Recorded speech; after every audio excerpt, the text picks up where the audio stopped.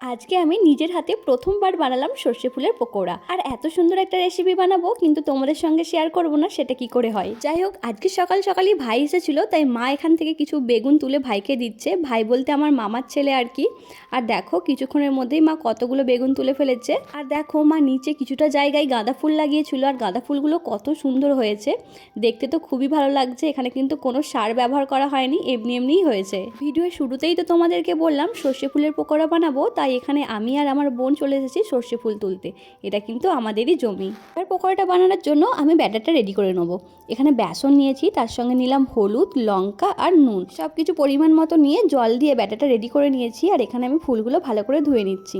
তারপরে ব্যাটারটার সঙ্গে ফুলগুলো ভালো করে মাখিয়ে নিতে হবে। আর এইদিকে তো আমার তেল গরম হয়েই গেছে, তাই এবার ব্যাটারটা থেকে একটা একটা করে ফুল দিয়ে আমি ওখানে কিন্তু ছেড়ে দিচ্ছি। আর দেখো লাল লাল করে ভাজা হয়ে গেলে তুলে নিলেই রেডি আমাদের সর্ষে ফুলের পকোড়া। সবশেষে এটা আমি কিষান কেচাপ দিয়ে টেস্ট করছিলাম, খেতে কিন্তু খুবই ভালো লাগছে। তোমরা চাইলেও এটা কিন্তু ট্রাই করতে পারো। তো চলো আজকের ভিডিওটা আমি এখানেই শেষ করছি। তোমাদের সঙ্গে দেখা হচ্ছে নেক্সট ভিডিওতে। তোমরা সকলে ভালো থেকো, টাটা, বাই বাই।